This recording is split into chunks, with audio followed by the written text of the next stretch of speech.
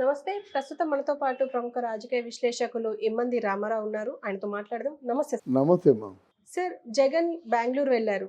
ఇప్పుడు ఆయన వ్యూహం ఏమి ఉండబోతోంది సార్ అని కొంతమంది మాట్లాడుకుంటున్నారు. మీరు ఆయనకి వ్యూహం అంటే ఏమి లేదమ్మా. హ్మ్. ఆయనకి ఏ వ్యూహం ఉన్నా సరే అది ఇప్పుడు భస్మం అయిపోతుంది. ఆయన దృష్టిలో విజయసాయి రెడ్డిని మించిన వాడు లేడని ఒక వ్యూహంతో ఉన్నాడు, దగ్గర చేర్చుకున్నాడు. ఈరోజు అందరి నోళ్ళల్లో పట్టి నవ్వుతున్నాడు విజయసాయి రెడ్డి. చాలా పతనానికి దిగజారిపోయినట్టుగా ప్రజలు అనుకుంటున్నారు. ఆయన వ్యూహం వల్ల సజ్జల రామకృష్ణారెడ్డిని మించిన ఆత్మీయులు ఎవరు లేరనుకున్నారు. ఆయన కాస్త నువ్వు కొట్టిపోయి పంపించేసావో, తిట్టి పంపించేసావో, మొత్తానికి చాలా అసహ్యంగా ఆయన కెరీర్ ఉంది. ఇకపోతే నీ వ్యూహాల్లో ఉన్న ప్రముఖులు ఎవరు? రోజా, అరవింద్ కుమార్, అనిల్ కుమార్ యాదవ్, అక్కడ పేరు నాని, కొడాలి నాని, వల్లభనేని వంశీ, ఇక్కడేమో గురునాడు అమర్నాథ్, వీళ్ళే కదా ఉన్నారు వ్యూహంలో. ఇంకెవరు ఉన్నారు? వీళ్ళే ఉన్నారు. కొంతమంది జర్నలిస్టులు వాళ్ళకి జై జై అని ఏం చెప్పినప్పుడు కూడా జర్నలిస్టులు ఆయన్ని సత్యహరిశ్చంద్రుడు అంటే మాట తిరగనవాడు, అసత్యం ఆడినవాడు, అంత గొప్పవాడిని చేసి జర్నలిస్టులు కొమ్ముగా పల్లకి మోసారు. నా భయం లేదు, పల్లకి మోసారు జర్నలిస్టులు అందరూ కలిసి. కొంతమంది ఆయన తాలూకు ఆయన్ని అమితంగా ప్రేమించిన వాళ్ళు, ఆయన్ని దేవుళ్ళ చూసేవాళ్ళు పల్లకి మోసారు. వీళ్ళే నమ్మావు నువ్వు. వీళ్ళే నీ కొంప ముంచేసి ఈరోజు ఇంత దరిద్రంగా ఉండడానికి కారణం వీళ్ళందరే.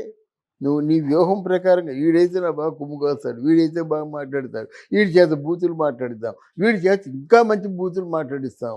తర్వాత వాళ్ళకి ఏదో పేరుంది కదా, పేరున్న వాళ్ళ చేత ఏమో వైఎస్ఆర్ కాంగ్రెస్ పార్టీని బాగా పొగిడిద్దాం. ఇదే ఆయన వ్యూహం. రాజకీయాల్లో పైకొచ్చేవాడు ఇంత దరిద్రంగా ఎవడు ఆలోచించడు. ప్రజలకి నువ్వేమి చేశావు? పథకాలు అంటావు. పథకాలు అందరికీ ఇచ్చారా? నువ్వు 1000 మంది పథకాలు ఇస్తే నీ నీ నీ వెనక 90,000 మంది పథకాలు అందుకోకుండా నిన్ను శత్రువుగా చూసే ప్రజలు ఉన్నారు. అది మరిచిపోయి పథకాలంటే ఎంతమందికి ఇచ్చావు పథకాలు? ఒకవేళ ఇవ్వాలంటే ఎవరికి ఇవ్వలేడు. నవరత్నాలు ఎవరికి ఇవ్వలేడన్నమాట. ఏదో ఇచ్చామనిపించుకోవడం చేయడం కానీ తర్వాత ప్రజల మధ్యన ఉండాలా. నువ్వు ప్రెస్ మీట్లే పెట్టలేదు, అక్కడ ఏం జరుగుతుందో చెప్పలేదు. ఇక్కడ కానీ కేంద్రంలో కానీ నిన్ను ఎలా నమ్ముతారు? నీకు వ్యూహరచన ప్రజల మనసుల్ని ఎలా గెలుచుకోవాలి అనేటువంటి వ్యూహరచన ఉండాలి. కానీ ఇదంతా ఏముంది? అడవి వెళ్ళావు, సొంత ఊరు పులివెందుల్లో నీ మీద తిరగబడ్డారు. అర్థమైందా? ఇక్కడికి వచ్చావు, ఇక్కడ నీకు తలా తోక తెలియటం లేదు. అర్థమైందా? ఇక్కడ లోటస్ పాండ్ దగ్గరేమో అనధికారికంగా కట్టినటువంటి ఆ 3 ఇళ్ళని పగలగొట్టేశారు. అక్కడేమో రిషికొండ ప్యాలెస్ గొడవల్లో ఉంది, సీజ్ చేశారు. ఇంకా ఎక్కడెక్కడ బోట్ క్లబ్ అని ఒకటి ఉంది ఎక్కడో మన విజయవాడ సమీపంలో పేరు. మరి దాన్ని పడగొట్టేశారు. కేవలం నువ్వు మంచి పని చేస్తే ఎలా ఉండదు కదా. పోనీ తెలివైన పని కూడా చేయలేదు. చేస్తే ఎవరు రాలేరు కదా ఎవరును. నువ్వు కాబట్టి ఆ ప్రజావేదికని పడగొట్టేస్తావు ఫూలిష్గానా. ఆ ప్రజావేదిక చంద్రబాబు నాయుడుది కాదు, నీది కాదు, ప్రజలది. అది వాళ్ళ మొర, ఆ మెమోరాండం మీద ఆ మొర ఆలకించడానికి ఒక వేదికగా కట్టుకుని అది కట్టడానికి 11 కోట్లు అయింది. దాన్ని కోల్చడానికి 4-5 కోట్లు అయింది. మొత్తం 15 కోట్లు గల్లంతే కదా. నీ తాలూకు వ్యూహాలన్నీ ఎలాగుంటాయని నువ్వు ఎప్పుడైనా ఆలోచించావా? నువ్వు జగన్మోహన్ రెడ్డి చాలా తోపు తురుము అని అనుకుంటున్నారు. కానీ చంద్రబాబు నాయుడు తిట్టడం ఏంటి? ఏమొస్తుంది నీకు? పవన్ కళ్యాణ్ తిట్టడం ఏంటి? ఏమొస్తుంది నీకు? నీ తిట్లే నీకు ఎదురు తిరిగాయి. పవన్ కళ్యాణ్ 3 పెళ్ళిళ్ళు చేసుకున్నాడు. నువ్వు పెళ్ళి ఎక్స్ట్రా పెట్టి 4 పెళ్ళిళ్ళు చేసుకున్నాడు అన్నావు. ఆయన ఏమన్నాడు? నువ్వు నాన్న 4వ పెళ్ళానదా అన్నాడు. మాట పడవలసి వచ్చింది కదా. స్కూలు ఏదో ఫంక్షన్కి వెళ్ళాడు. ఆ స్కూల్ పిల్లలకి పవన్ కళ్యాణ్ తాలూకు 3 పెళ్ళిళ్ళకి సంబంధం ఏంటమ్మా? వాళ్ళు లీగల్గా ఉన్నారు కదా. నిన్నెవరు జగన్మోహన్ రెడ్డి ఎవ్వరూ ఓడించలేదు, ఓడించలేరు కూడా చెప్తున్నాను. అసలు నీకు వ్యూహం అంటుంటే నువ్వు ముందే బీజేపీ పార్టీతో పొత్తు కలుపుకునేవాడు కదా. లేదు, సింగిల్ హ్యాండెడ్గా 150కి ఎక్కువే వస్తాయని చెప్పావు. నీకు వ్యూహం ఎక్కడున్నట్టు? అంటే నువ్వు వ్యూహం అనే ప్రశ్న వేసినందుకు ఇంటికి చెప్తున్నాను అనమాట. అది వ్యూహం. వీళ్ళెవరూ పొత్తు పెట్టుకోకముందే బీజేపీతో కలిసిపోయావనుకో బ్రహ్మాండంగా ఉండేది. మరి అసలు ఎందుకు బెంగుళూరు వెళ్లారంటారు జగన్? బెంగళూరు ఏముందండి ఇప్పుడు కాంగ్రెస్ పార్టీతో విలీనం అయిపోదాం, పార్టీ నడపడం కష్టం. విలీనం చేసినట్టయితే ఇంకా ఆయనకి ఆ బిజినెస్ మీద ఉంటాడు, రాజకీయాలు నడపలేడు. అనుభవం లేదు కదా. ఇప్పుడు నాకు అనుభవం లేనివాడిని ఆ కంప్యూటర్ దగ్గరికి వెళ్ళి ఇంటర్నెట్ చూసి ఏదో స్టోరీ తయారు చేయమంటే ఏం చేస్తాను నేను? అలాగా పరిపాలన అనుభవం కూడా లేదు.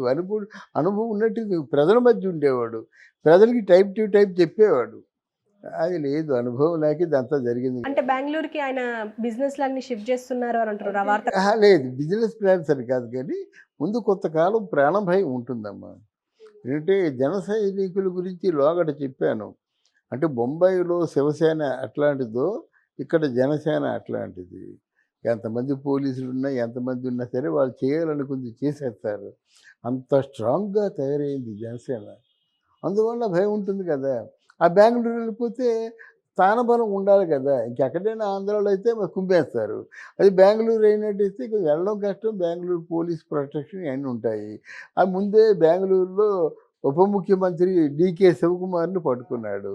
ఆయనకు కావాల్సినంత ప్రొటెక్షన్ ఇస్తాడు. కారణం లేకుండా వెళ్ళడు గానీ ఇట్లాంటి ఆలోచనలతో ఉన్నాడు. ఆయనేమంటాడంటే షర్మిల గారిని దూరంగా ఉంచినట్టయితే నేను విలీనం చేస్తా ఉంటాడు. అది జరగని మాట. ఈ భయంతో పరిగెత్తుకొని వెళ్ళడమే ఎక్కడ పడితే. అలా ఫారెన్ వెళ్ళినట్టయితే ఒప్పుకోరు. వీసా ఇవ్వరు ఇకను. ఎప్పుడు ఒక 3000 ఏమిటి వాయిదాలకి వెళ్ళనటువంటి భారతదేశంలో ఏకైక ముద్దాయి. ఎలాగా లా అండ్ ఆర్డర్స్ ఎలా ఒప్పుకుంటాయి? ఇయన్నీ ఆలోచించాలి కదా. అండ్ ప్రజా దర్బార్ ఏర్పాటు చేస్తారు వైసీపీ నేతలతో అని చెప్పేసి అంటున్నారు. ప్రజా దర్బారు ఏర్పాటు చేయాలంటే అందులో ప్రజలేరి అందరూ ఆ పార్టీలో ఉన్న 10, 20 మంది తప్ప ప్రజా దర్బార్ అంటే అదే కదమ్మా అర్థం. ఆంధ్రదేశం నుంచి నీ ప్రజా దర్బారుకి వస్తారా? కళ్ళెదురు కనిపిస్తున్న ఓట్లయినటువంటి ప్రజలు నీ దర్బారుకి వస్తారా? ఇదేనా అర్థం ఉండాలా? ప్రజా దర్బార్ అంటే ప్రజలు రావాలా? ఎందుకు వస్తారు? బెంగుళూరు ఛార్జీలు కట్టుకొని వస్తారా? ఎవరు రారు. ఈ మీటింగులకే ఎవరు రారు? నువ్వు బిర్యానీ, మందు డబ్బులు ఇగిపోయినట్టయితే. అక్కడ బెంగుళూరులో ప్రజలు దర్బారు అంటే ఎందుకు ఇలాంటి ఊహాగానాలు చేస్తాడో మనకు అర్థం కాదు. ఇలాగ ఆలోచించే పతనం అయిపోయాడు వైఎస్ఆర్ జగన్మోహన్ రెడ్డి. అసలు అంటే ఇప్పుడు ఈ వార్త అంతా ఎందుకు స్ప్రెడ్ అవుతుందంటారు సార్? అసలు ఆ మొత్తం బిజినెస్‌లన్నీ అటు షిఫ్ట్ చేసుకుంటున్నారు. ఇగ ఏపీకి రారు జగన్ అని చెప్పేసి. అవునమ్మా, ఏపీకి రారు జగన్ అనేది ఎవరు క్రియేట్ చేస్తున్నారు? ఆయన జగన్ అంటే అభిమానం ఉన్న వాళ్ళే క్రియేట్ చేస్తున్నారు. అందుకని ఇక తెలుగుదేశానికి ఏం అవసరం, జనసేనకి ఏం అవసరం? వాళ్ళ మీద ముళ్ళ కంపల మీద కూర్చున్నారు. ఈ 6 మాసాల్లో కొని అనుకున్నవి ఏవైనా నిరూపించలేకపోతే ప్రజలు మునపట్లా లేరు. మీడియా కూడా మునపట్లా లేదు. ఎవరో కొమ్ము కాచిన వాళ్ళు నలుగురుంటే సూటి ప్రశ్నలు వేసేవాళ్ళు చాలామంది ఉంటారు. అందులో మనం ముందుంటాం. అన్నా కదా నువ్వు. ఎందుకు ఆధ్యాత్మిక యూనివర్సిటీగా మారుస్తున్నాగా, ఎందుకు మార్చలేదు? ఉప్పాడేమో మెరీనా బీచ్‌లో చేస్తన్నావు కదా, ఎందుకు చేయలేదు? నీ దారులన్నీ కూడా నీ సొంత డబ్బు ఖర్చు పెట్టైనా సరే అంటే పిఠాపురానికి మంచి రహదారులు ఏర్పాటు చేస్తా అన్నావు. ఏం చేయలేదు? అని అందువల్ల ఇప్పుడు చంద్రబాబు నాయుడుకి కూడా తక్కువ ప్రశ్నలు లేవు. అవి లేకుండా జాగ్రత్త పడాలా. వెళ్తున్నారు కేంద్రం దగ్గరికి, ఒక స్పెషల్‌గా అంటే రిక్వెస్ట్ చేసి నిధులు అడుగుతున్నారు, తెచ్చుకుంటున్నారు. ఇక్కడేం చేస్తున్నారు అది. లేకపోతే ఆ కళ్ళు మూసుకొని తెచ్చేలోగా ఆయనకో నెల అయిపోతుంది. నెల అయితే ఎన్ని వేల కోట్ల బడ్జెట్ కావాలి? ఇదంతా ఎక్కడి నుంచి వస్తుంది? ఇంతవరకు ఏది ఉందో, ఏది లేదో తెలియదు. ఇంకా శ్వేతపత్రం రిలీజ్ చేస్తా ఉంటారు అన్నమాట. మరి జనాలకి వీళ్ళు ఇచ్చిన వాగ్దానాలు నిలబెట్టడానికి ఆ ఖజానాలో డబ్బు ఉండాలి కదా. వీళ్ళ ముందున్న సవాళ్ళు ఇవి. ఆ జగన్మోహన్ రెడ్డి ఎలా పోతే ఉంది, ఆయన గురించి పట్టించుకుంటూ వచ్చినటువంటి లాభం ఏమి లేదు. Let him go on his own way. మనం చేయలేం కదా. ఆయన అధికారంలో ఉంటుండగా మాత్రం తలకు మించిన పనులు చేశాడు. లేకపోతే చంద్రబాబు నాయుడిని జైల్లో పెట్టడానికి ఈవెన్ కేంద్ర ప్రభుత్వమే ఆలోచిస్తుంది కానీ అకారణంగా జైల్లో పెట్టించేయడం ఏంటి? ఆయనకేమో భయం కల్పించడం ఏంటి? అసలు ఉంటానో ఊడుతానో తెలియని స్థితిలో చంద్రబాబు నాయుడు ఉంచడం ఏంటి? కుట్ర రాజకీయాలు కదా, కక్షపూరితమైన రాజకీయాలు కదా, చేసుకున్నోళ్ళకి చేసుకున్నంత.